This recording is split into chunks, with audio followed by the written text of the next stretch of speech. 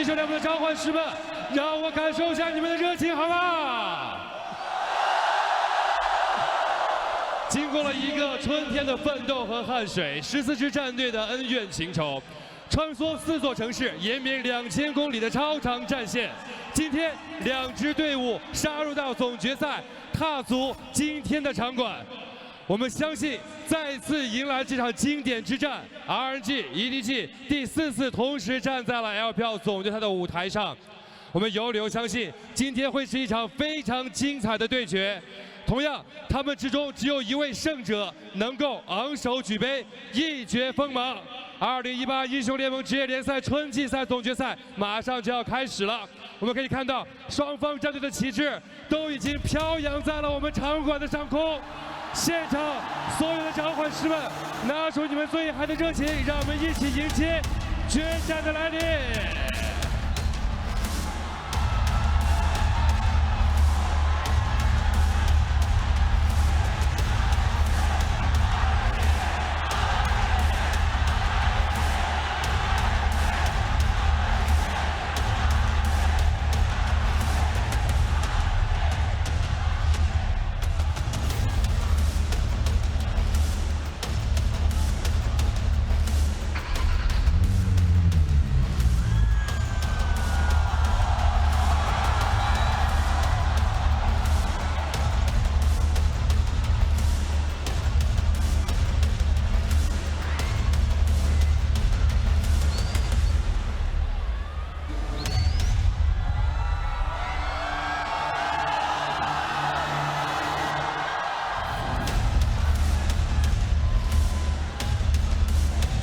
准备马上就绪，精彩的赛事等待着我们。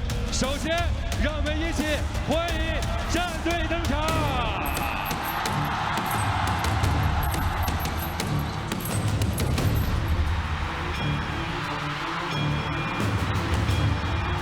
选手们已经全部抵达了战场，让我们再次用掌声和呐喊声欢迎总决赛队伍 EDG RNG。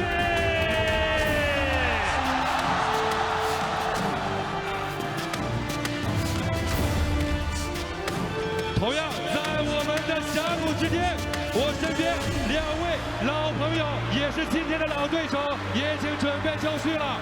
首先，我们要问一下 RNG UCI 再次站上了总决赛的舞台，有什么话对粉丝和对对面EDG说呢？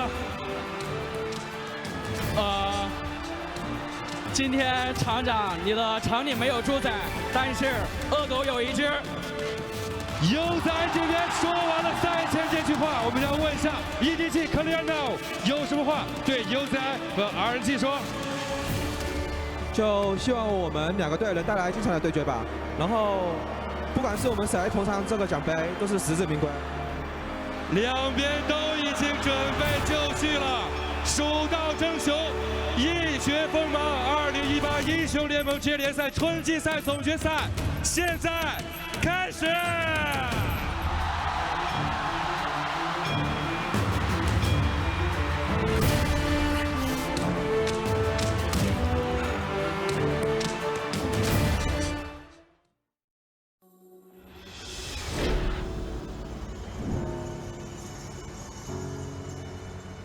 很多人没想到我们能杀进决赛，从上海、杭州到成都，我们打算征服每个主场的观众。进了这么多次决赛，被看好或被看衰的情况都有。拿了这么多次冠军，还有什么好怕的？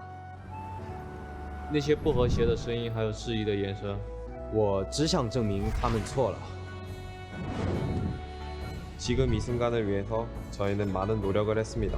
지금 저희는 준비됐습니다. 去年夏天的情景还历历在目，我每天都在告诉自己，这样的剧情绝对不会重演的。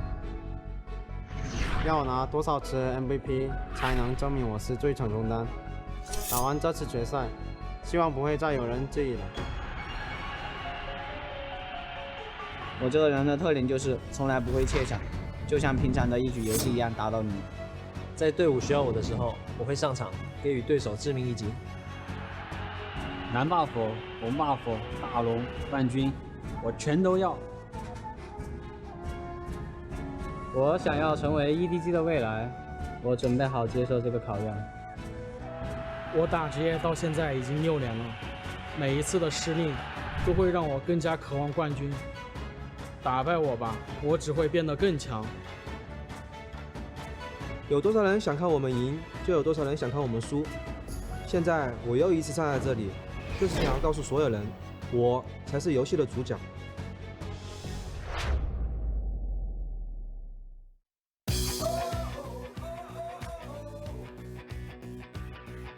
Weeks, 14 weeks across 14 teams across 13 weeks, 4 different stadiums, and today we are entering into the 5th. Welcome to the Chengdu Magic Cube, everyone. The energy in here is absolutely magnetic. You cannot believe how many people we've got here in the crowd, and we are so very excited to be bringing you here along with us for this grand finals. Welcome. My name is Dom Romer. Joining me here on the broadcast, we've got Barento Raz Mohammed and Clement Chu. Gentlemen, I gotta say, are you having fun yet? This it's so big. This is phenomenal. It's massive, but I still don't know if the Magic Cube can fit the capacity crowd's passion. It's phenomenal. Yeah, the rivalry is already going on right there. We can hear the mind games from Clear Love. He's starting low and humble. He's going like, hey, you know, whoever plays here, they deserve to win the championship. Let's have a good match. But Uzi's, he's coming out with fire. He's like, you have no pigs in your pig farm today, but I have one waiting backstage. Of course, referring to MLXG. Oh, well, we might just get to see that a little bit later. But of course, for those of you who haven't been paying attention to the LPL so much, let's bring up the bracket so we can show you what happened. Because you're probably thinking, oh, RNG, EDG, this is exactly as expected. Well, you're wrong. We had one of the biggest upsets in LPL history just a week ago to lead us here. And remember, RNG had to run the bracket because they were in 3rd place in the Eastern Conference. So going up against WE, Snake, and you already mentioned it, the massive upset up against Invictus Gaming in Game 5 brought them here today versus Edward Gaming. And on the other hand, EDG was another unexpected appearance in the final as well. They only got to 1st place in week 9, and Clear Love did not play until the final set. He did, however, come back against Rogue Warriors and secure them the 3-1 victory. So now we see him once more in the finals. And perhaps that's exactly what you're expecting as we get into the matchup proper. As you can see on the bottom of your screen, on the top of your screen, every logo possible. It's Edward Gaming versus Royal Never Give Up. This is Clear Love set versus Uzi. Yep, El Clasico, you talked about it before the day, into the day. Both of these teams are the most experienced LPL teams at the end of the day, so that's what brought them here. Even though, like, no one would have saw it coming. Yeah. That's what happened. So let's actually get into the tail of the tape because, as you said, this is El Clasico. This is a matchup that has happened 4 times. Excuse me, this is the 4th time this has happened. 3 times before. Again, Edward Gaming, they are the most dominant team in LPL history, appearing in 7 finals and winning 6 of them. And if we talk about Edward Gaming versus RNG, the last 3 times they met, 2016 Spring Finals, Summer Finals, 2017 Summer Finals. They've gone up against each other time and time again. RNG took them once, but Uzi was not on the team at the time. He is still the crownless king. Yep, and he's still looking for that crown again. RNG has been the better international team. Uzi's gonna go down in history as the best LPL player ever. But the Mad Dog, domestically speaking, has always been the underdog when it comes against EDG. EDG, the last time they met in the finals, they reverse swept RNG. And Uzi even admitted Clear Love was in his head in Game 3, Game 4 with those level 2 cheese ganks. Yeah, and that's something that we have to talk about because, again, this is a long history between Uzi and Clear Love. These 2 players competing for years now at this point, but it's not just 2 players on the stage going for a 1v1. This is an all-stars, ladies and gentlemen. This is the LPL. We've got 5 players on each team. How is this matchup going to be decided? Is it just going to be Uzi versus Clear Love, Raz? We keep talking about the Mad Dog versus the Pig Farmer, but the Pig Farmer's in the back. He's the 6th man here today because Haru's the one starting up. And the reason for that is because Edward Gaming, split after split, just have cogs coming through. New talent, fresh blood. Ray, Mouse, Jinjiao, Name. It always feels like there are new players coming through. And the reason why they can make it to the finals is because it's the support staff that comes through. Aaron, No Faye. It's the machine as a whole that keeps on driving. But on the other hand, RNG is the sum of their sheer talents. That's how they win games. They have so many all-stars. They're the second superstar team in the LPL. And this offseason, they even bolstered that. They retained Uzi, they kept on to Xiaohu, and they got Karsa from the LMS, where I came from, and they also got Zatai, the veteran here. They're a messy team sometimes. They're a team I love to watch, but I would hate to coach. They do come back, however. You can never keep all of their talents down. They're a whack-a-mole of superstars right here. So remember WE Game 1, they won a 3v5 team fight to come back into the series. And against Jackie Love, Uzi sniped him down to come back from 7K. You can never count out RNG. Well, now that we know we've got raw talent versus organizational strengths with these two teams, what is going to decide today's finals? Who is going to end up being today's champion, and what's going to make that happen? All right. It comes down to the bottom lane, but to make it a little bit more focused, it's Uzi. Okay. Because when he came back from Chinese New Year's, the Mad Dog was unleashed. Specifically, the playoffs is when we got to see such hype plays from Varus, Kog'Maw, and in the front of your screen, Kai'Sa. I'm so damn sure we're going to be seeing it tonight. And if you give him that Kai'Sa pick, he's going to pop off. And the bot lane is just where all the action and where all of the resources go on these teams. If you look at the GD at 15, that's #1 and #2 in the LPL. Raw gold stats at 15, that's #1 and #2 in the world. Get out of the way, FLICKR, Prey, Bjergsen, you're not even close. Also, the action has to be mentioned as well. Both of these teams, they like to set up early action for these carries to set them up. And that kill participation at 15, it's #1 and #2 in any other region. It's 3 times as much combat they've seen compared to an average LCK ADC. And you know, they're just making the resources count because damage percentage for both Uzi and iBoy off the charts. That's why they're here tonight, because they're a bottom lane focused team and are making it work. Obviously, you want to try to put your money on what you already know to be a very strong lane. So the two teams emphasizing on that bottom lane, but these are not two AD carries that just want to sit there and farm. We got to look to the rest of the map and how it affects that. How do these teams set that bottom lane up to succeed? All right, Clement, I'm going to start on this one first because it's EDG that's going to be throwing the first punch. We know all about them because starting from the beginning, their priority, I said priority because 70% win rate for Taliyah and the Varus picks come through. They go straight towards the blast cone. They have amazing setup for plays like these to get the dive across because they've done it to Rogue Warriors. They're going to do it to RNG. This is a great clip of what happened in week 6 of the regular season, and it might happen here today. And if the mid pick is about priority for EDG, it's about elimination from RNG. Their path to the bot lane is first to kill the enemy mid laner first. They've done this with picks like Swain and Zoe. This is why Xiaohu has been having a great playoff run. He's taking people off guard. He's playing a different style. And this is also why MLXG has started over Karsa up until this point, because they play for the 2v2 before they go bot. And of course, these paths to the bottom lane, so capable of deciding such important matchups, so much riding on the line for these teams to track where those bottom lanes end up getting set up. Is it going to be through the mid lane? Is it going to be through the jungle? And how they end up maneuvering around that. Of course, we'll be keeping track for that throughout the duration of the series. But now we got to get to the next question. We know how the teams want to prioritize that bottom lane, how they're going to set it up, but there's always an ace in the deck, something that can upset the whole hand and change things around. If you've got an X factor, if you've got something that tips the scales in one team's favor, what's that going to be? Clement, we'll start with you. I'm looking forward to Ray. Statistically speaking, he's the worst LPL top laner, but that hasn't been the case against RNG, against Let Me. He's pulled out his Revan in the last pick, and he's chopped Let Me to little incy bits. They couldn't find him after the game, and that really changes a lot about the matchup. They could take away the 1-3-1 from RNG, and it could make EDG a bit more diverse. They don't have to put all the eggs into the bot lane if they can get Ray on a carry. Well, we'll have to see if they can actually get Ray on that carry. To follow up on that, do you still think it's going to be Ray when we see Zatai starting for he's challenging RNG? you. I'll tell you about that during my predictions, but Zatai going up, it does go in the favor of RNG. Okay. And Raz, who's your X factor for this? All right, I'm going to break the rules a little bit because it's going to be X factors for me. Oh, multiple? Yep. Number 1, it's going to be Xiaohu. Because we know what Xiaohu can do during playoff time. When he gets to playoff time, he starts to show off. He starts to really flex on the Swain pick specifically. We already saw that earlier on, and it's going to be a major break. He even brought up the Zoe. My God, we didn't see. We saw one Zoe out of him in the regular season. It wasn't that good. And then he comes into the playoffs, and he showcases that he can do whatever he wants and flex the kit to the champion. Going to number 2, though, Scout.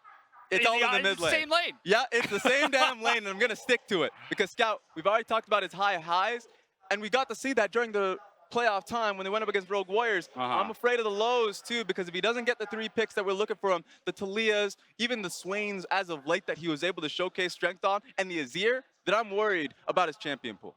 Well, we'll definitely keep an eye on that champion pool because draft is a whole nother can of worms that we'll have to crack into in just a little bit. But still, we've got to talk more about these teams and these organizations as we get ready for this matchup, specifically looking at the 6th man. It's not just the 5 players on stage. As these teams have been getting larger and larger, we've got additions like Let Me and Zatai. You mentioned Zatai and Karsa, coming in for RNG this split. On the other side for Edward Gaming, Haro sort of came in as the jungler, and now you've got Clearlove on the bench. Which of these teams has the better 6th man, the better bench, if you will? I'm going to take this. All right, go ahead. Because you can't steal mine, and this is where I come out ahead. Okay, yeah.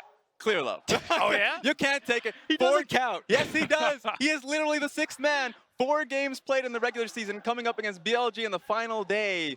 And then, of course, when we got to see him going up against Rogue Warriors. So he is always an X factor because domestically he shows off. The only questions, the only memes that come down is when he goes off into international play. But we're still in the finals, and he can come strong. Yeah, I have to agree with that. The best 6th man is Clearlove if he does count. But I don't really count him because he's always been on stage. He's been the one controlling Haro. All right. He's about control and cunning. He's willing to pull a lot of those unexpected moves in the playoffs. We've seen the level 2's ganks quite often when he actually plays. And he starts EDG off on a good foot. It's just experience. Yeah, it certainly is, and it definitely shows for the team. I do got to push back against that a little bit. What if you have both Zatai and, or sorry, in this case, Karsa and Let Me and MLXG versus Clearlove? You've got 2 players versus 1. Do you still take Clearlove? I will still take Clearlove, but remember we've seen a lot more of MLXG during the playoffs because he's played every set up until today, and we've seen the highs of MLXG. His Gragas barrels or ultis have been really phenomenal, and even though you can question where he is on the map, sometimes it feels like he's just not in sync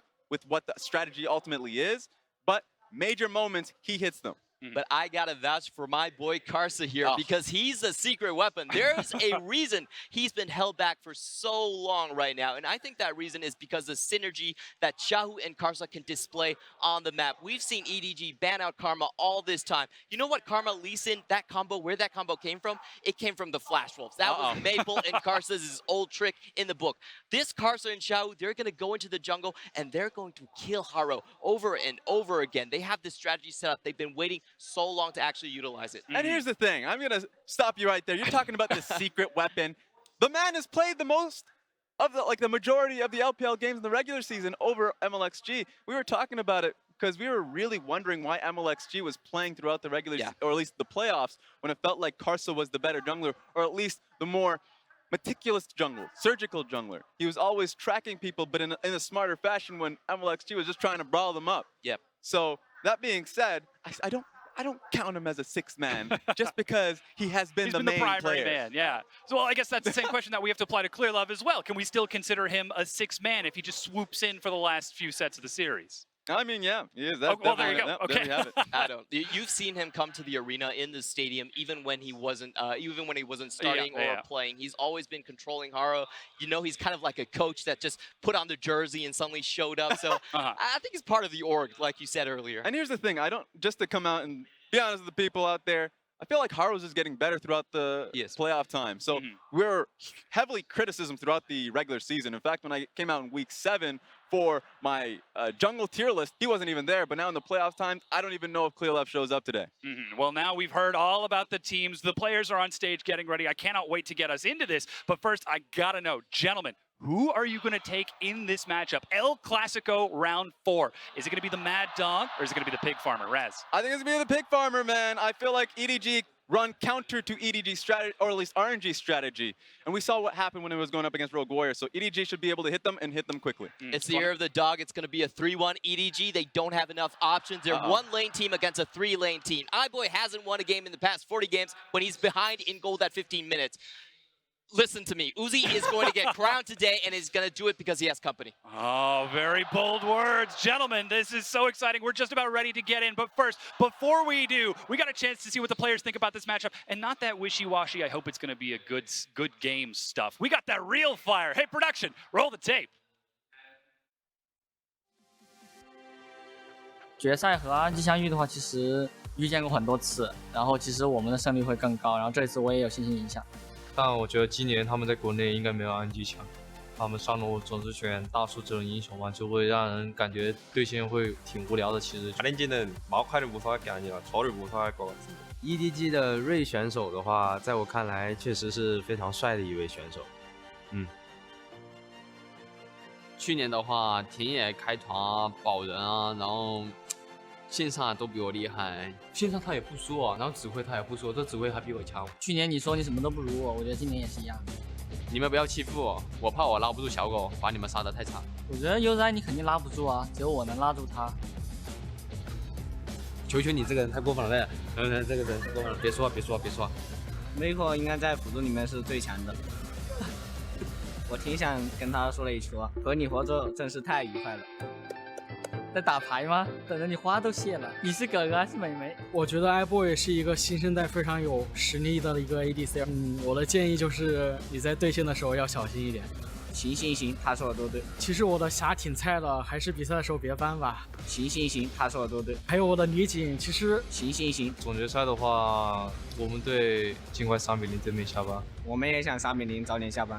我觉得应该会打满 BO5吧。你现在都是要我命，你知道吗？听说那个男人最近风头很盛嘛，但是最近内战换成的队伍，像 TSM、激素这种都已经集齐了。那么 EDG 是不是要顺应一下潮流呢？夏天快要到了，我不知道春之虎地还有什么作用。其实我最近对自己很有信心的，现在春之虎地就什么。路飞也是88年，就我也是88年，就年纪一样嘛。但是我觉得我还比他炒作厉害一点。게임할 시간이 정말 많은가 봐. 나는 분석하느라 정신이 없는데.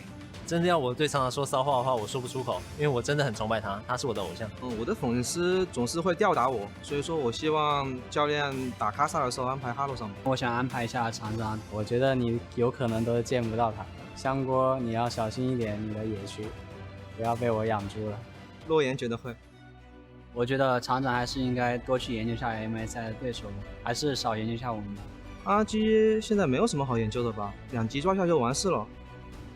我真的已经在研究 MSI 的对手了。我们在决赛也碰过这么多次面了，骚话也不多说了。我觉得麻辣香锅除了年龄比我小一点，其他方面都没有我强。我觉得我的猪比他的猪猛一些，因为我的是蜘蛛，他的只是一头小猪仔。最近盲色也加强了，是不是我们都应该拿出来溜一溜？反正你也打过4000多，我也打过2000多。可以啊，我一个洛言顶你2个香锅。希望这次我们都能帮小狗拿一个冠军。我们 EDG 一直以来的目标也是冠军，这次我想以一个 slow 型的打野拿一次冠军。蓝 buff、红 buff、大龙、冠军，我全都要。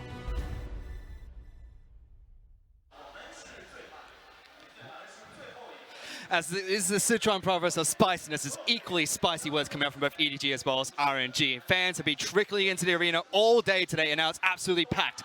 Both cheering for the finalists here. RNG taking on EDG. Hello, ladies and gentlemen. I'm Matthew Stewart. Joining me is the ever so lovely Indiana FLICKR in black, as well as the handsome Zach Rusty Pie. About to get into the first game, this best of 5 series, and it's not the series that we expected coming into the finals, especially after the dominance we saw from IG and Rogue Warriors during cross-conference. Again, if you didn't watch the LPL, everyone thought that this was going to be Invictus Gaming versus Rogue Warriors. No one expected RNG versus EDG, and Rusty, it frankly feels like fate. I don't think anyone could have predicted this but for fate itself, honestly. The 3rd and 4th place match was meant to be our finals, but RNG, EDG, they're here once more, and it seems like no matter how hard you try, you can't remove them from the main stage. And you can hear the crowd because it means so much for these two teams. So let's start with their lineups. RNG, the top lane, they're going to be starting with Tatai, Kasa in the jungle, Xiaohu in the mid lane, the Mad Dog, Uzi, as well as Ming in the bottom lane. And of course, Uzi is fighting today to finally lift that trophy. The Crownless King himself wants it bad. And EDG is Ray in the top lane, Haro in the jungle, Scout in the mid lane, iBoy and Mako round out the bottom. During the first MSI tournament, this was the team that took home the trophy. They want to win here today. They want to go back to MSI and they want to take back what was once rightfully theirs. And this is 5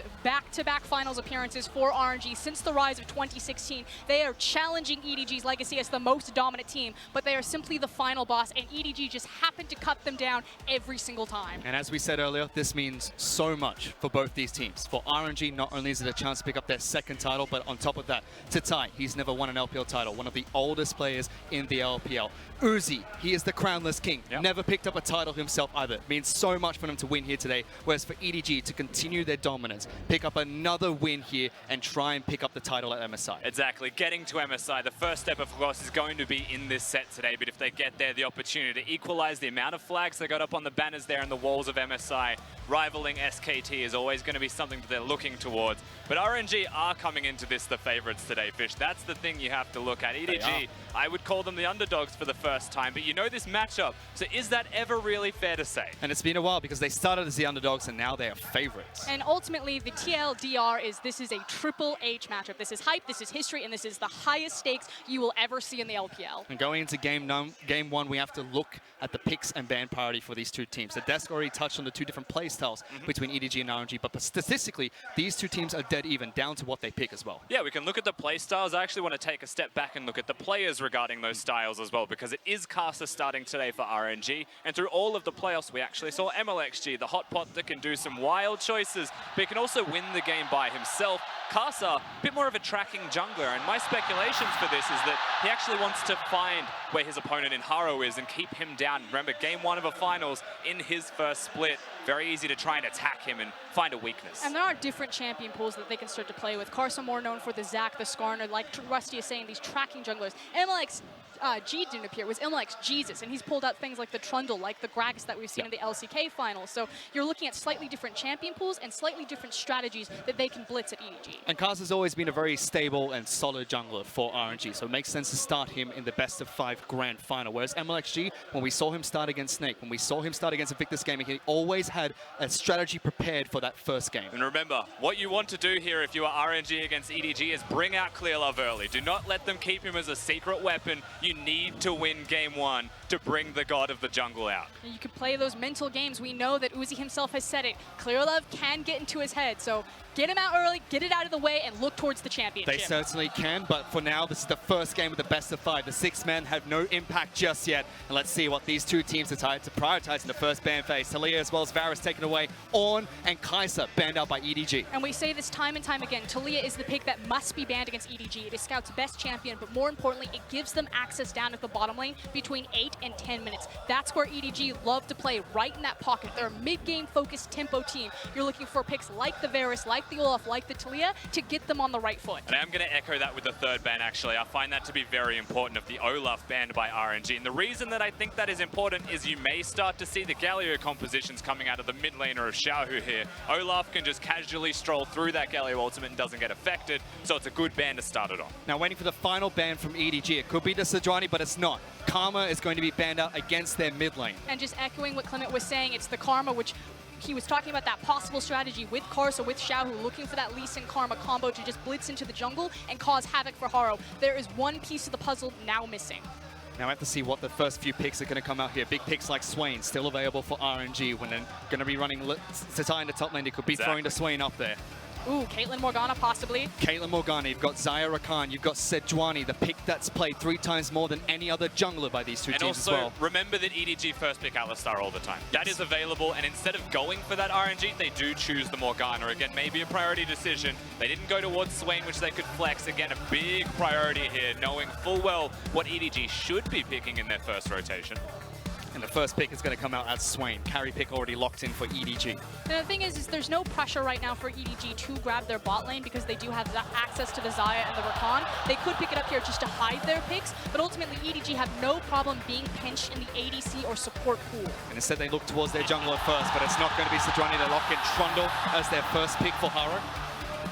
Definitely a good option here to go towards the Trundle. Controlling the jungle is a big deal here. Usually with press the attack Trundle, it's hard to 1v1 them.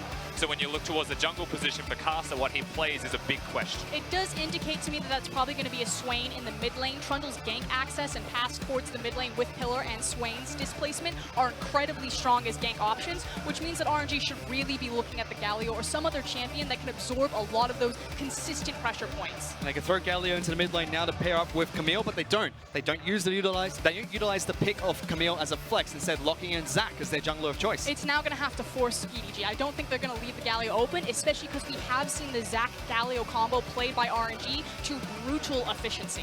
Yeah, the interesting thing here to remember, of course, is that we're getting into the second ban phase, and EDG have the choice of flexing Swain to top lane, which is unlikely, and picking it or banning it away. So that's always going to be a potential forced ban out of your opponents, as we get to see a Janna very rarely seen. Very, very rarely seen. Only a 4% ban and 5% pick rate in the LPL. Still patch 8.6, so the Nurse haven't hit her just yet, but not prioritizing their bottom lane AD carries for these two teams just yet, who are the stars of the show in this game. And it's really important to note that Janna's just good into Zac. So straight up, that is a very good pick for Zac, and so is Trundle. Both of those options can cancel his Elastic Slingshot without having to expend an ultimate or a summoner spell, and I think that's why they've gone for a third. There's also a ton of AD carries that are still left open on the board that excel really well with the Janna pick. We can see the Tristana, we can see the Caitlyn, we can also see the Jhin. Even mid laners still left up and available. Ryze being banned out against RNG. They do not go towards the Azir priority pick. It's not even on Xiaohu's top 4 played champions. Whereas for the side of Scout, it is his most played in the league. But RNG were the first team to punish him for blind picking.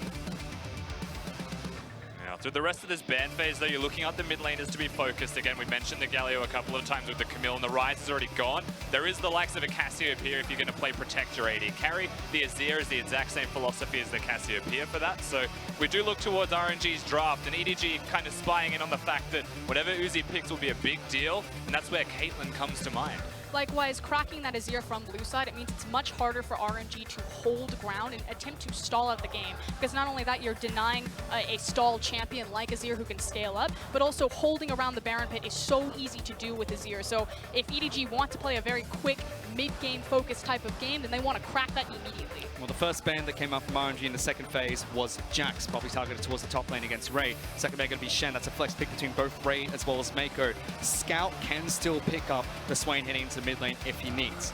Waiting to see what the first pick in second phase from EDG is going to be. Could be the supporter bot lane, could be a top laner, could even be a mid lane pick. You'd still be going, yeah, AD carry role specifically. We saw a couple of ADs hover. Caitlyn in particular works super well with the Janna, denies it from RNG, and there is so much supporting stuff even there with the Trundle having a Zeeks that can keep that Caitlyn dealing damage. And again, when we say that Edward Gaming are a mid-game focused team, we're not talking about the mid-skirmish. We're talking about the mid-tempo. They love picks like the Caitlyn and the Janna because it's about cracking those towers and then immediately rotating their bot lane around the map, acquiring quick gold leads and closing out games early. These are not bloody 5v5 oriented teams. Clemens said it best. One of the stats that iBoy leads against Uzi is the goal difference against opposition at 15 minutes. And when he is not ahead of the opposite AD carry at 15 minutes, he has lost every single game this split. It's because Edward Gaming are a very binary team. They have a single win condition. It's about getting that bot lane snowballed and then using that effectively around the map. If you deny them that, they have nothing else. They're going to be looking to try and set up as much as they can. But RNG want to try and throw a couple of spanners in the works. And what is this? Rakan's been locked in for RNG. I'm quietly hoping it's mid, but I have a feeling it's going to be the Morgana that's going into that position. We'll have to see when the draft subsides. Hold your horses with RNG for now. We wait for EDG to lock in the rest of their composition. Let's see if EDG are going to throw in a mid laner or a top lane pick for their final pick here. Swain was locked in, can still be flexed to scout in the mid lane, or Ray could take it towards the top side of the map. And final pick for EDG is going to be Fiora. Diversifying that portfolio, Ray has started to step up. We know that he has that carry potential from his Cloud9 days, but on Edward Gaming, he was smashed into that cookie cutter mold and made to play the tanks. When he does shine, it's when he gets those signature picks, like the Ribbon, like the Camille, and now the Fiora. But if you're not named the Shy, you shouldn't be playing Fiora in our league. But he's got to carry in the top lane for the first game of this best of 5 final. That's a statement if I've ever seen one from EDG. But the elephant in the room is to see, is this going to be a Rakan support, or is it going to be Rakan going into mid lane? Something we've seen in solo queue, but unlikely to take place in competitive. It should be mid lane. It should just be the Morgana mid lane, rather. Rakan in the support role. But the Morgana having been chosen at all and flexed towards mid lane is what it feels like, with a higher priority on the Rakan as a last pick, speaks towards the style of RNG's drafting and how it's not so much a pigeonhole, it was definitely a strategy, changes their compositional style around having a Kog'Maw 4. I mean, ultimately, we did say that we wanted them to have some sort of mid lane pick. We thought it would be the Galio that could absorb the pressure, that could absorb the attention. So if you're Trundle, if you're Swain, if you're trying to use that sick combo in the mid lane, that much harder to do now with Morgana locked in. Certainly is. Morgana's going to be able to clear out the waves, push relentlessly against Swain. But we haven't seen Morgana in the mid lane too frequently. Not only in the LPL, but internationally as well. Very rarely crops up. Yeah, And I will say, speaking towards EDG briefly as well, their composition is super stock standard, what you would expect from them. The Janna's a bit abstract as a champion of choice, but the style makes perfect sense. They've got the Caitlyn Janna in the bottom lane. They want to release that bottom lane, get some pressure mid, and start roaming around the map, as is EDG, as a team style.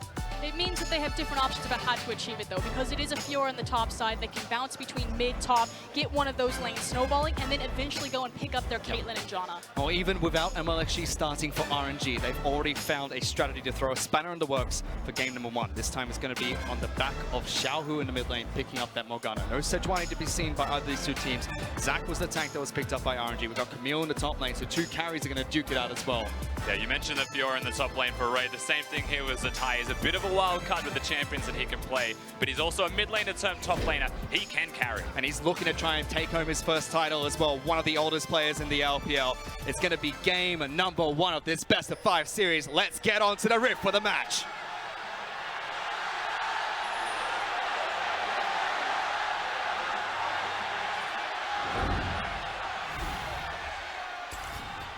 And normally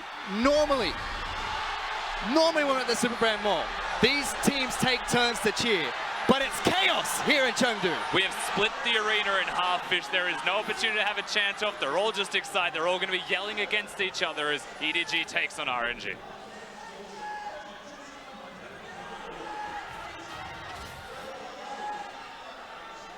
And again, a lot of the focus is going to be on the mid lane matchup, not specifically the 2 players in the mid lane, but how they work around that to impact the bottom side of the map.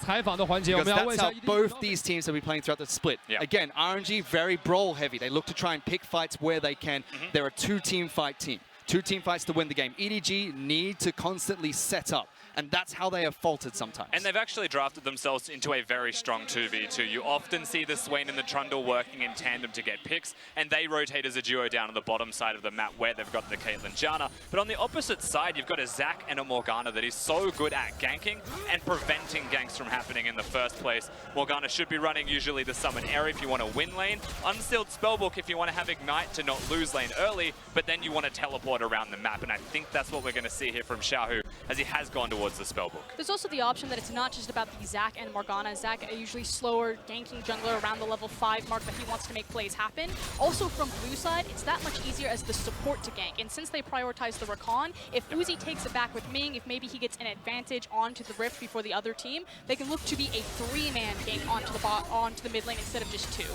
No Unsealed Spellbook coming out from the bottom lane support of RNG, instead of picking up Summon Area. A little bit more protection coming out from Ming to protect Uzi on the Kog'Maw, as well as that bit more offensive playstyle, as he has picked up the Spell Thief's Edge as well. Very early invade coming out from Haro, moving into the red side of Karsa's jungle. Karsa did a full blue side clear, and is now moving towards the bottom side of the jungle. Red buff may be taken by Haro here in game 1. He might just 3-buff Karsa. They are about to find each other potentially. His top lane is hard fighting. That was a turret tanking as well. Tanking 2 shots at the turret on the top side of the map does win the trade against Ray. You know, normally you would expect these types of nerves from players like Ray, like Haro, the newer members of Edward Gaming, playing in front of a 12,000 strong arena, but not so often from Zatai, such an established rookie that early on into the lane phase, to give it up to the tower like that. Tanking a few turret shots, but he did look like he was winning the push, winning the trade as well. He immediately hits the pause. Sir, that's not what I intended to do.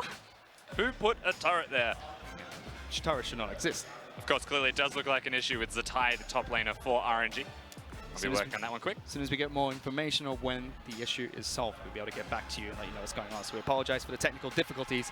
But to start the match, again, it's been nerves for some of the newer players, but it's been aggressive coming up from RNG as well. And reminder, spare a thought to Zatai on your screen. This guy is number 3 of players in the LPL, toppled only by Clearlove, who is number 1, and Kid, who retired earlier this year, in number 2. He has played since he was 13 years old, and he has never won an LPL title. Formerly of Invictus Gaming, he was replaced by Rookie, forced up into the top lane, left for Snake, then came to RNG, and is now looking to finally claim that title. And he had to go through both teams to get here, Taking Snake down both. and IG. Took down Snake, and then took down Invictus Gaming, now in the grand final against EDG. Looking to try and pick up his first title alongside Uzi as well. The Crownless King, he has yet to pick up a title on top of that. And there's a reason that you get to see him play carries in the top lane, like the Camille, like the Fiora potentially later on as well. That's because he was a mid laner turned top laner, turned mid laner, turned top laner. He could not make his mind up with roles, but he excelled at all of them, and he carries in all of them. And his trade has always been he is a master of none, jack of all trades.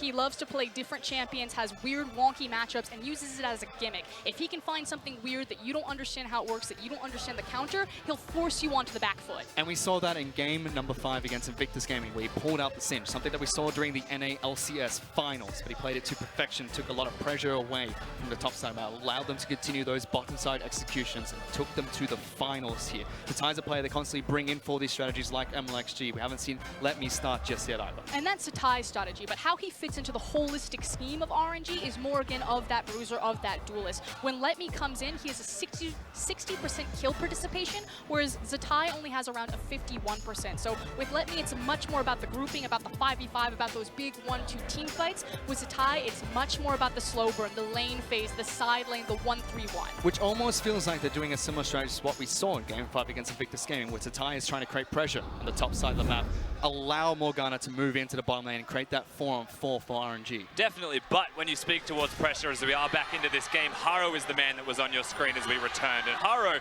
is the man that took the red buff and the Raptors away from Casa. Someone who's meant to be a tracking jungler, someone who wants to scale, get levels, and look for some ganks on the Zac. He's being kept down early by Haro, and that is a very strong start for EDG's new jungler, rookie, in his first final. So if you look at the minimap right now, Haro still has 3 camps to clear inside of his own jungle, whereas Casa went to the bottom lane, picked up his Krugs, now has to go towards top side river to get Scuttlecrab. He is starving at the moment, and Haro is just going to keep clearing and farm up a storm. And ultimately, he doesn't need to give any attention to EDG's bot lane in the Caitlyn and the Janna. He just needs to create that safety net. So it's great that he's blitzing in, that he's dropping down these deep wards in Karsa's jungle, that he's prioritizing the Scuttlecrab, and just creating a safe area where iBoy and Mako can constantly be pressured forward, constantly using the advantage of the Caitlyn-Janna matchup. And I will say, as we've got a second, it should be quite calm around the mid lane specifically. That's a place that I actually want to take a second and look at, because it's a Morgana playing against the Swain, and you might be wondering why Morgana in the first place, right? Not just because you can defuse ganks, but Swain's really weak early. His level 1 to 7 is a ramping phase until he can get further points into his Q, and his only form of crowd control gives a long time of I'm coming as top lane. There's a gank coming out from Casa, top side of the map. Ray is able to dodge away from the crowd control, slides back in, gets a cleft to Manti. Proc and is going to continue pushing against Zatai. He burnt his teleport to get back into the lane. Zatai walked back. I mean, was it a dodge or was it a miss? I think that Karsa's maybe holding back a little bit, playing some mind games. I'll hit the next one, trust me. Well, there's nothing much that he could do. His entire jungle was cleared out by Haro, but moving back into that mid lane discussion. Xiaohu against Scout. Yes, it looks like Scout should be struggling against his Morgana push pick, but he's been pushing in against Xiaohu constantly throughout the entire early game. If you want to push in Fish, you're not going to have mana to sustain yourself in that lane, so he does have to go back recall sooner rather than later if he wants to control Morgana. And at level 5, it's all over for Swain. The lane is completely pushed in against him for 2 whole levels worth of time, and that frees up Casa when he is power spiking on a Zac. And I do want to take a minute to point at what's happening on our screen, although we may have to shelf it, as here comes Haro. Haro's looking to try and get an early gank into the bottom lane. Uzi gets slowed down by Mako. Ignite this very early. Uses the heal, flashes away, takes some damage, trying to cut this one back. And my first blood! It's going to be picked up by Haro. Ming's forced to retreat. EDG attack the bottom lane. And Haro taking a page out of Clearlove's book, a very early 5-minute gank on Uzi bot lane. Uzi said it himself in the interviews beforehand. He got into his head. You can tilt him. He needs to control his own emotion. And so far, EDG target on Uzi. Yeah, good awareness from Haro as well. He's got control of the enemy jungle. He knows the timers. He knows when Casa's going to show back up. They find him at the Raptors. They've got a control ward there. That was a very telegraphed play from EDG, but RNG don't have an option to counter that. They just had to try and back away as best they could. And ultimately, when are you ever going to expect something like this? Yes, you can say RNG should have had the vision to be able to catch it. You can see that the Silk Road behind Dragon has already been prepped and ready for EDG with control wards, but it's a Janna Caitlyn lane, and it's a Trundle from red side. You never expect that type of gank. You can see on the bottom right of your screen, the minimap control ward was placed down very early into RNG's jungle. allowing Haro to rotate through that and get into the bottom lane for the gank. This is the opposite of what we expected. Karsa was meant to be the man coming in for RNG to track Haro, but Haro is performing exceptionally well. It's very different styles of jungling, though, when you're a Zac versus a Trundle. Karsa is unable to track the Trundle this early on. Again, most of his gank priority is going to come at level 5. He now has that ability to do it, to start moving through the jungle with more tempo. So this is actually exactly as expected. Haro should control the first 7 levels. It just, in regular split, he almost did nothing with them. Now in the grand finals, he shows up. And I will say that the kill was the one thing that RNG did not want to happen, because they are against a Caitlyn Janna. Remember, when we look at this with a further scope of what's going to happen next and what that means, if Caitlyn gets the bottom lane turret first, she's planted mid lane, no one stops that from happening, and she will be able to then siege. That unlocks EDG's entire strategy. And now the Azir ban makes that much more sense, but you had to see this coming. So RNG knew that Caitlyn and Janna was going to be a thing, and they didn't leave themselves many options to deal with this if it gets parked mid. No, they did not. And on top of that, it was Uzi that was taken down for the kill in the bottom lane. We already said at 15 minutes, if iBoy is ahead, he can win the match. We saw the statistics for EDG earlier. 72% win rate if he's able to pick up first blood, and a 72% win rate if they're able to pick up first turret. That bottom lane turret is one push away from EDG taking it down. They actually need Karsa to hover for a very long time, a prolonged duration of hovering, because their mid laner is rushing a banner of command. That means he wants to stay near Scout for quite a long time himself, keep the Swain down and start to rotate down. What you would look at for RNG now is get that item spike if you could, and then come bottom to protect it. But even now, they're zoned out completely. There's no opportunity to utilize that strategy whatsoever. They are just stuck dealing with a siege. And played exactly according to EDG's playstyle. They set up for a play, they make the pick bottom lane, they go for the push, and this turret is going to fall. RNG have not been able to disrupt their playstyle just yet, and it's a very early lead for EDG. And yes, again, RNG didn't want the kill to happen, but this is pretty much played out exactly how these compositions should at this point in the game. You were always going to lose that first turret first. It was just a matter of how far could you slow them down. So RNG, they're still not completely shut out of game 1 yet. They just need to sit back, wait for their power spikes on the Kog'Maw, and look for that 5v5 backline threat dive. That's a Camille, that's a Zac, that's a Kog'Maw. You can light up anything if you get them back there. So what do they have to do now until that point where they are back into the match? Because already EDG pick up a 2,500 gold lead for themselves just 9 minutes into the game. It seems like a sizable advantage that they can work with to continue making these set plays. Yeah, step one is definitely to get some vision out before EDG try and start any kind of sieges. You would expect, once again, as a Caitlyn, she's going to go mid lane or she's going to go top lane. RNG have already swapped as a response. Yep. And I think what you would want to do in this situation is match the side lanes and hope that EDG do not go mid. Again, you've got the banner of command spike available. You can put that into the mid lane, and now you can look towards kills on the top side. So if you're looking at RNG, it is get kills now in the 2v2 if you can, or at least control it, pressure it, and keep that down. Continue the scaling for the Cog. Yeah, utilizing the defensive vision to try to pick up some kills where you can on side lanes. What I don't like about RNG's composition, though, is I don't like the defanging of Xiaohu on a pick like Morgana. Normally, he has some sort of option like a Rise where he can threaten those side lanes, where they can kind of inch back some of these deficits at this point in the game with these picks. But on a champion like Morgana, it's much harder to do, and we just don't have the tape from Xiaohu to see how well he'll play it. And so far he's being pushed underneath his turret. Karsa has not had the ability to relieve that pressure from Xiao, who went for the banner command, as you pointed out, Rusty first. Karsa's rotating up towards top side of the map. RNG know that Haro is in that tri-brush. He just cleared out a ward. EDG spotted out Ming earlier, but he has rotated through Fog of War into the visionless control of that brush. Now will be spotted as he roofs back out. I mean, ultimately, the top side of the map have clear reads on both of each other. It's a 3v3 top. The problem is the bot side of the map. Zatai took some early tower shots. He's fallen down a little bit. He's got the tower or the minion wave pushed into him, but we need to keep eyes on Ray and Zatai, because this can be the X factor or the breaking point for this matchup. It certainly could be. You can take a look at the runes that were picked up by Xiaohu. We've already talked about the unsealed spellbook. First teleport going back into the mid lane to try and even out the push that was coming out from Scout. Now EDG, they've rotated 4 members up towards top side of the map. They're just sieging this turret, trying to take another objective. Yeah, RNG have to do something. The longer that they sit like this, the more they're just going to passively lose ground. And at this point in the game, again, they're just trying to slow that down.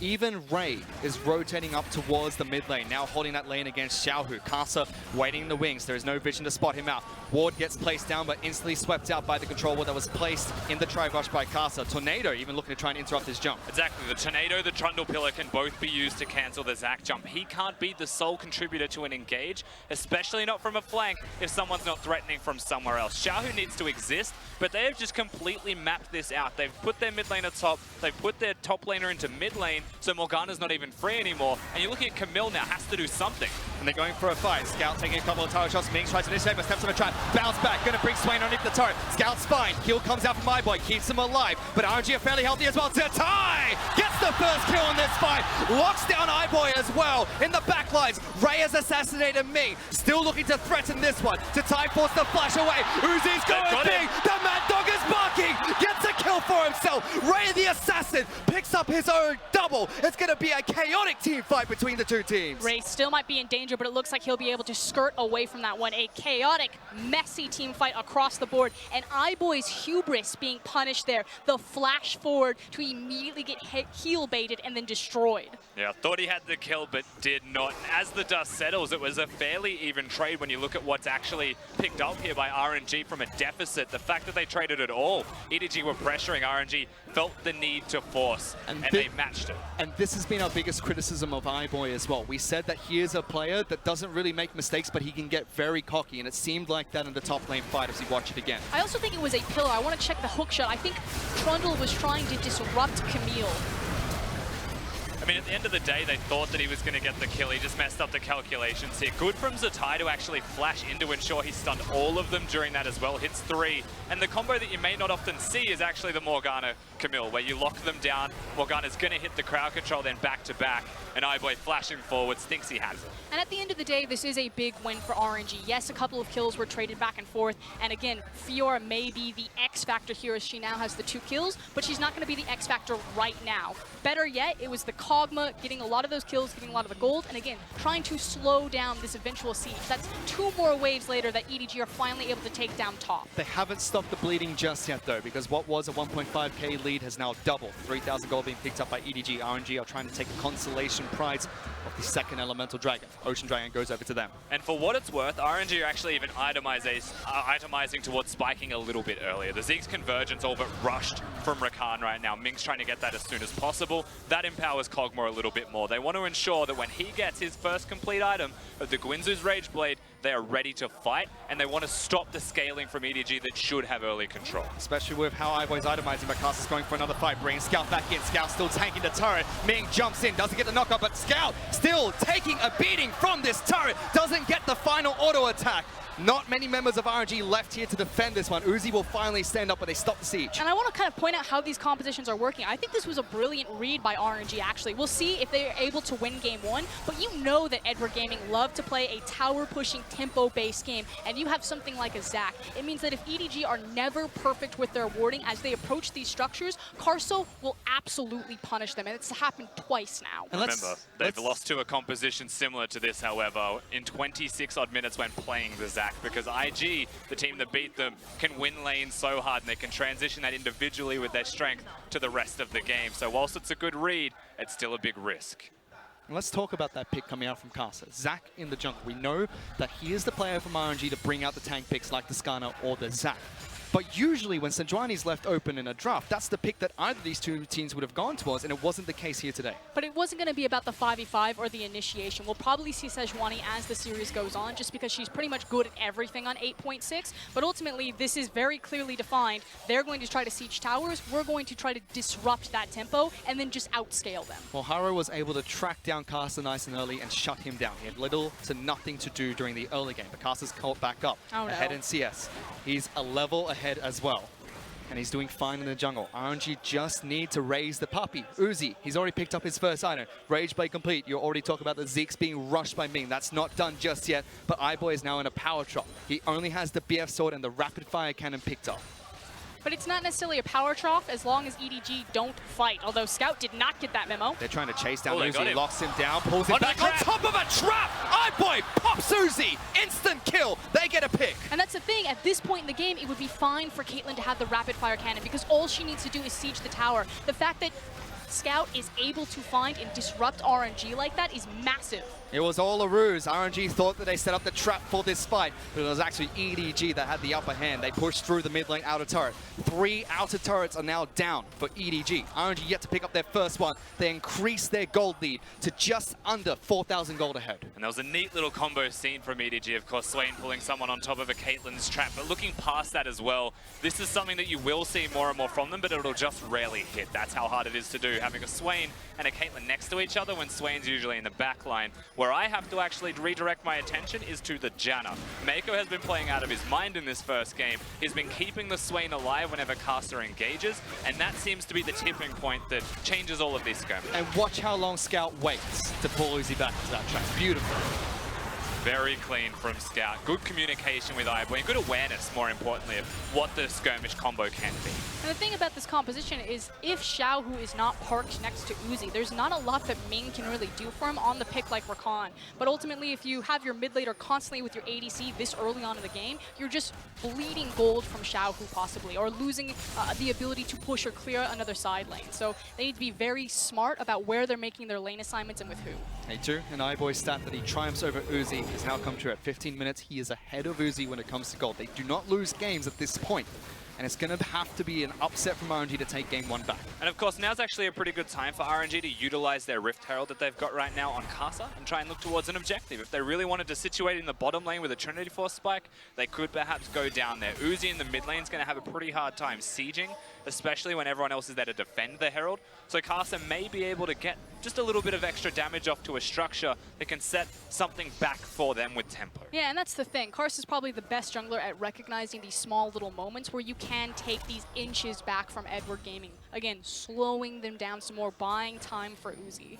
Because being able to use a late game Rift Herald on EDG, 18 minutes in the game, on an inner tower would be devastating. Could have been lights out. That could have been how they win this first match, but taken away by Casa. Would have snowballed Caitlyn past her power trough, so she'd be not only siege ready, but battle ready. She's still in that power trough, but is close to complete right now. Uzi is still trying to pick up some items of his own, but they rotate iBoy towards top side of the map, where Hara and Scout have been already working on the top lane in a turret, and that's 4 turrets to EDG just 19 minutes into the game. And honestly, that's just fantastic vision control from EDG. You can see it littered on your minimap right now. They've got wards in that whole area, and they can rotate from mid, which they are controlling, knowing that Uzi picks up the wave, because Uzi always picks up the wave. They just go top lane, they get another structure. And the credit has to be given to Haro. I know that it's Mako and Haro that are placing the vision, but Mako is on a pick like a Janna. He needs to have an escort there available to him, so much better synergy and teamwork already showcasing from Haro. We said over and over again in the regular split, Haro is a liability for Edward Gaming. He's just not quite gelling with them,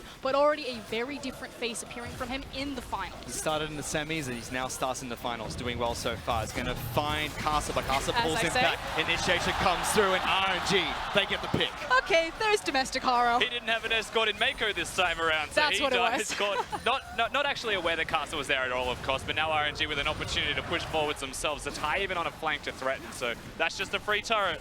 Pulling back the gold slightly, they even use Rift Herald to continue pushing through. 15 seconds on Haro. Scout is being chased down by Uzi. There is going to be a lot of damage from EDG's backline as Uzi just finds attack after attack onto the EDG squad. And we talk about siege ready versus battle ready, and RNG are absolutely battle ready right now. The Ardent Sensor, the Rage Blade completed, as well as the Trinity Force. They grouped up, they looked for their moment, and they took their shot. Gives them a turret, pulls the gold lead back slightly. Still 4,000 gold lead to EDG, which is something that you can't overlook. Something that can use quite well to try and snowball this game. iBoy is 1 item away from picking up 80% crit with an Infinity Edge already complete. Yeah, he's starting to ramp up very strong now. So whilst we say that Uzi is battle ready with the side of RNG protecting him, having that Ardent Sensor, the Caitlyn is ramped up. Now we've hit the 2 points, the Trough is gone, and we're looking towards a major strength in the AD carry position of EDG. And that means that, again, they've got Ray in a split pushing position, they've got him in the side lane.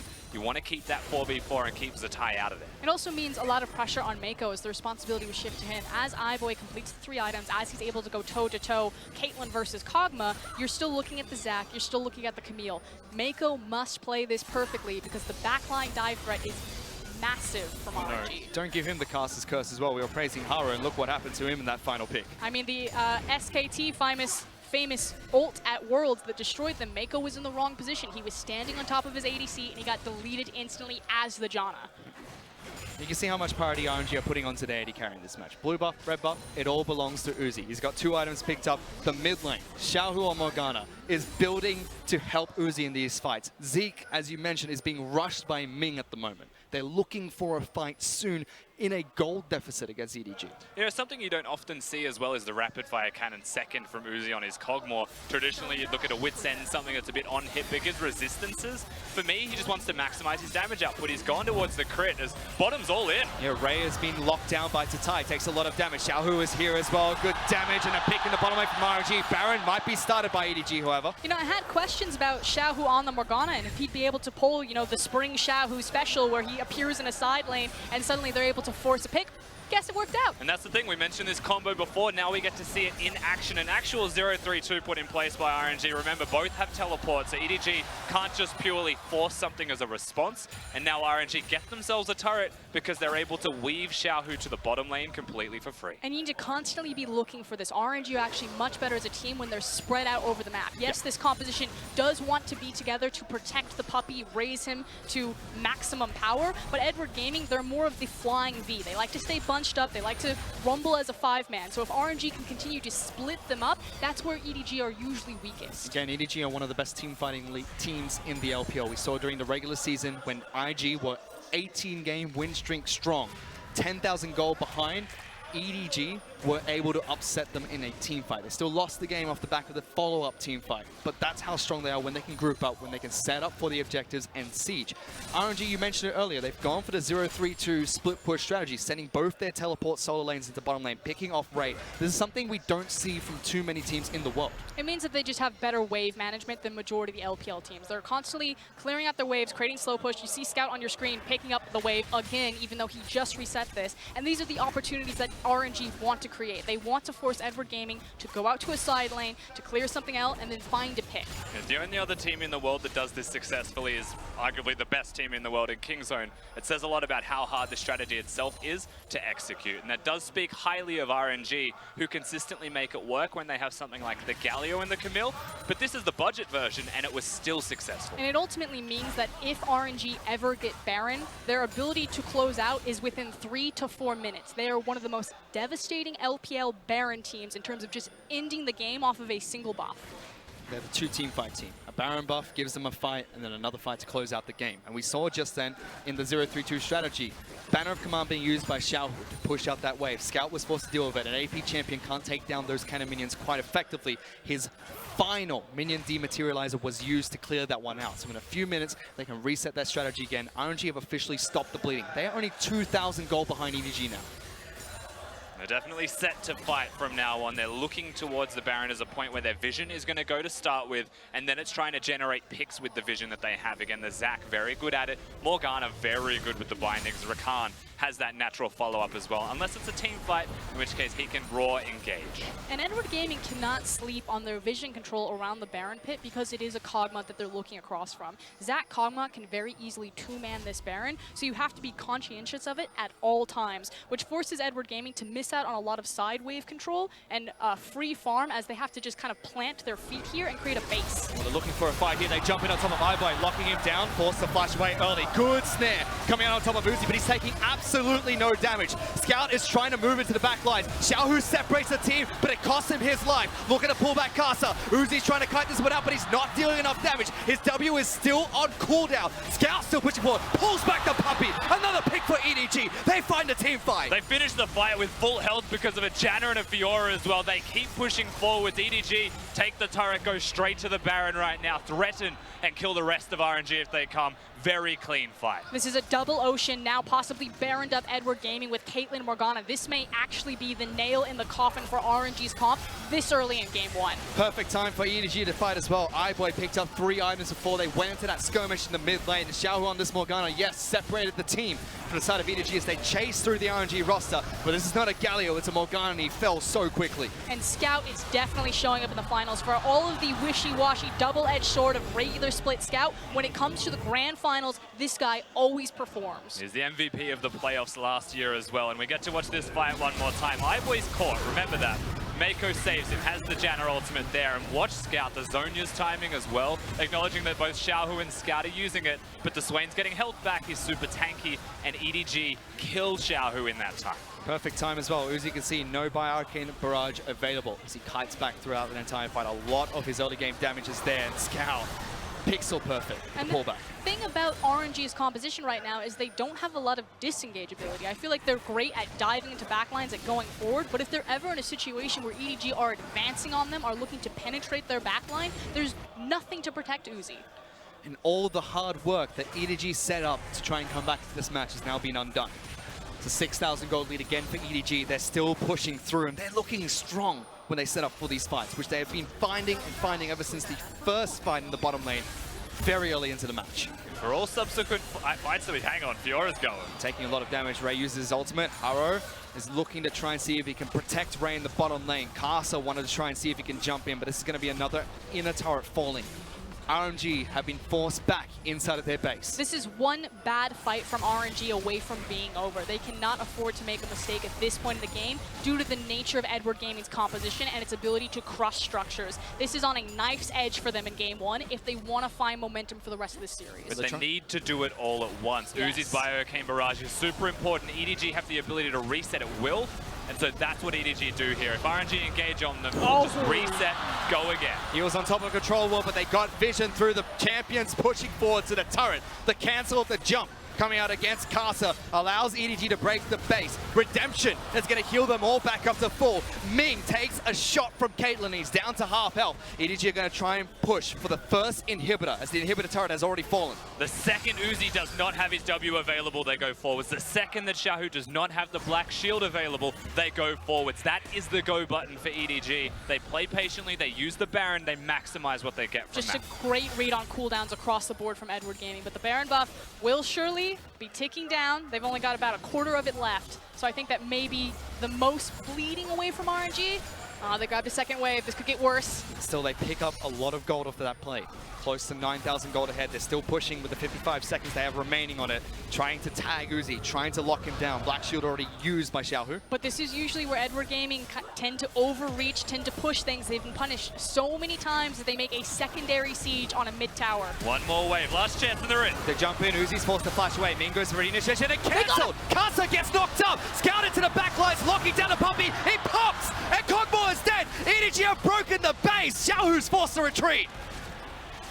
This may actually just be the rest of the game here, Fisher. With a couple of kills, they're still pushing. They're trying to push. The Tai as well as Xiaohu have to try and put up a massive defense. EDG are so far ahead. Baron buff is going to expire, but the death timers are just way too long here. Forcing the flash out of Morgana, forcing to tie back to the fountain. iBoy stepping forward with Scout as well. They want more, they want blood, and they can smell it in the waters in game one. EDG take it. The machine of Edward Gaming takes game number one. Morale momentum is going to be so important just because of how long-standing this rivalry is. Uzi says it all the time. Clearlove says it all the time. I can get in your head. I know what you're thinking. I don't even need the reverse sweep this time.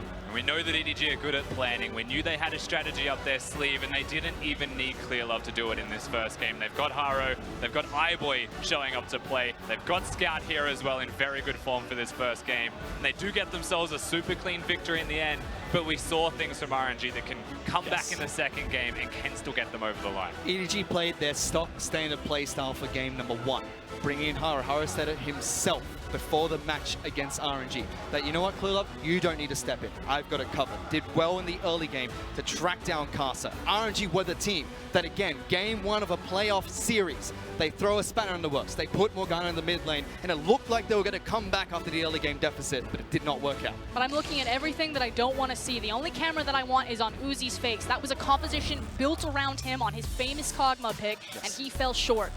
Can Uzi, as the veteran, finally step up and recover from this? I will say going 0-1 down is not as bad as going down a map when you're 2-0 up for Uzi as well. The mentality may still be there for him. He's got plenty of time to bounce back, and he did have a very good first game. I still personally look towards the Zac as the thing that needs to change. If they want to have any early pressure, either get rid of the Trundle to pick the Zac and know that there's now a Janna in the playbook for EDG. I think you just remove the Zac by default now. Ultimately, I'd also like much more of a playmaking champion for the mid lane. If we're going to start changing up the jungle mid duo, get rid of the Morgana.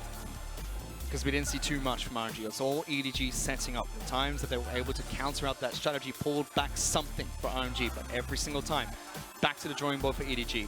Back to what they do best, and they're able to close it out with constant team fights. You have to remember the Azir ban was actually the genius part of it. Removed a very big strength from RNG that ruined the composition almost. And it's something that we don't usually see played coming out from RNG. That's an EDG pick. They ban it away, and it works well for their team composition. For now, though, to break down that first match, let's send it back to the analyst desk. Thank you so much. Game 1 going to Edward Gaming. And guys, I'm so proud of you. That when we got into the analyst desk, we talked about the strategy. You know, what are EDG going to do? They're going to take priority mid lane. They're going to roam bottom. They're going to do all of these cool things. And then that's exactly what happened. It's almost like we set it up in advance as if that's how it would break down. Yeah, there's not much to say about that just because it comes down to draft. You see the smug, like the sad face that he has right now just because. Smug, sad? That was... I'm smug. I'm just sad. I'm just sad. Just because the draft is why this happened. Yeah. I know the casters touched on it just a little bit, poking at the Zac and specifically the Morgana. I think those are fine because Spellbook Morgana has the double teleport. It allows you to protect the bottom lane. But it needed a lot of protection because you're going Rakan Kog'Maw versus a Caitlyn and a Janna. That is legitimately just such a bad matchup. You saw them getting skirmished time and time again. I would have gone for a different support, a Tahm Kench, maybe even a Lulu if they wanted to take priority there. Yeah, the Morgana pick, we can talk a little bit about it. It actually does have priority in this lane, but the reason you never saw it actually move out first was because they were too far behind the jungle. Like, what's the Morgana going to do in a 2v1 scenario? Overall, this is the worst type of draft I want to see from RNG because they give EDG priority in bot, jungle, mid. They even get a counter pick in the top lane as well. Super late game. Camille does not win against Fiora. Fiora has too much late game scaling. And EDG get the siege comp that they're so comfortable in running. RNG, their only win condition is to outplay a siege break. They're going to have to come from the blind sides of vision, come in and then clean up a team fight in very large margins, like a 5-0 team fight. That's the only way they actually win, and that's such a narrow path that it's just, please just take the Caitlyn first pick and be done with it. Yeah, and it's very easy to disassemble. We already saw that Janna pick is incredibly good versus the Zac. Yeah. In fact, later portions of the game, it's very hard to utilize Morgana to shield Zac going in when he's coming at a different flank. So Morgana's supposed to be up front, protecting the Kog'Maw, wave clearing possibly to stop the siege. She's not going to be throwing out a magic shield for the Zac to come in through, so there was no engage coming there. Yeah, so let's actually get into the first replay that we've got for you, which was exactly what we talked about before the game. EDG, they want to take priority mid lane, then use that to push behind the red buff, roam the trundle down, and gank bottom lane. And what do you know? That's exactly what we saw with that first kill onto Uzi. Yeah, it started with Haro. The fact that he was able to get good vision on towards Raptors, getting an idea that either the Zac was going to be top side of the map, or he was just back at base. He was running from base, so he knew that there was no way that bottom lane fight or skirmish or gank wasn't going to work. Yeah, Haro played that really intelligently because he played around his side lanes rather than his mid. Morgana should have the push priority in the mid, but the side lanes were all for EDG. So he's able to slip in through that try, through the upper brush with the Fiora pushing in early as well, and just track Karsa. Karsa was the tracker, but he was the one tracked this game. They pinned Karsa to one side, rotate to the other. They know there's no jungler, free to go all in. Yeah, easy gank to the bottom lane, and then immediately EDG, once they had that first kill, they had tempo in that bottom lane. They could push up to the turret, break it down first with the siege, and rotate top. This is where we see them sieging that top tier 1, and RNG's composition comes to fruition in this early skirmish. Yeah, this is a little bit interesting just because EDG were actually in a pretty decent spot. They had pushed back Zatai. There was no way Uzi was going to walk up. It was actually iBoy flashing in that made it all the easier for RNG to get the necessary picks, because ultimately, if EDG had played it as well as they did there, and if it was Caitlyn pacing backwards, they actually would have gotten a plus. Yeah, I agree. That fight was actually thrown by EDG. I feel like RNG should not have such an easy time going in there, and you could just see the setup that Janna and Mako were providing in the backline. He was always trying to go behind the carries and push whatever engage options were coming at them. That Janna was a terrific pick for Mako. And we did see those two compositions come to fruition at multiple points in this game. Edward Gaming able to set the tempo by taking those early turrets, rotating and trying to siege turrets rather effectively, and RNG, as we heard the caster saying, with the siege break composition. They want to take the fight. They want the Zac to come in from a flank and try to force that. Our last replay for you is going to be that fight in the mid lane, in which we see RNG ready to try and take the fight, But they didn't take your X factor into account, Raz. Scout coming in on that Swain, finding Uzi. And he preyed on the fact that they could not get iBoy. iBoy had both sums up. He used them both to get the safety, and he just runs straight in there. Knew that he was going to be the major point of contention, that they were going to focus fire onto him. He immediately flashes out, and this is just when EDG starts to flank. Yeah, there's two really smart things about that. The first one is that they didn't actually spot the Swain out. There was a control ward in that bush. They could not see him, so they went all in thinking they would have a potential catch. The other thing is about how easy EDG's composition is to execute. All they need is one kill on someone, and they suddenly all get this massive healing. They have the healing from Fiora, so against a composition that just tries to catch someone, they're not about sustained fighting at all. That's such a good counter. Trundle into Swain to win the complete sustain war was magnificent. Well, that's game number one going to Edward Gaming. Guys, a great performance from them. The question is, though, can RNG bring it back? We heard so much about the Mad Dog and his mental state coming into this. He's got a few minutes to recover, and so do you. We're going to go and take a quick break while we get ready for game two. 我这个人的特点就是从来不会怯场，就像平常的一局游戏一样打倒你们。每一次的失利都会让我更加渴望冠军，打败我吧，我只会变得更强。